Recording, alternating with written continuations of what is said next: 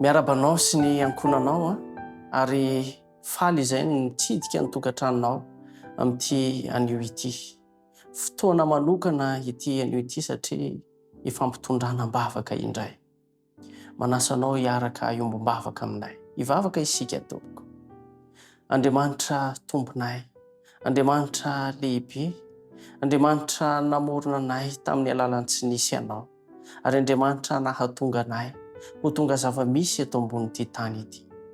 Andriamanitra mamindrafo ary mamelany irokay.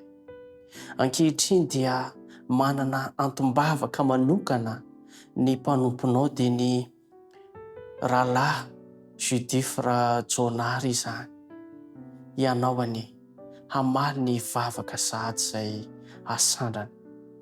Ray io, manam-pandriana izany mpanomponao izany, ny hahatonga an'ireo ankohonany hatahotra anao, ny zanany, ny fianakaviany.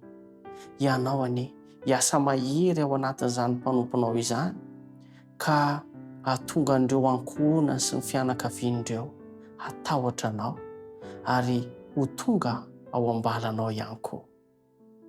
Omeo azy hatrany ny fanahy masinao mba hitari-dalana azy, hampianatra azy ka n'inona zavatra ho lazainy sy ho tenenina dia ho voninahitra ao izany ka ho hitondra soa ho an'ny zanakao. Sotra ray eo. Amen.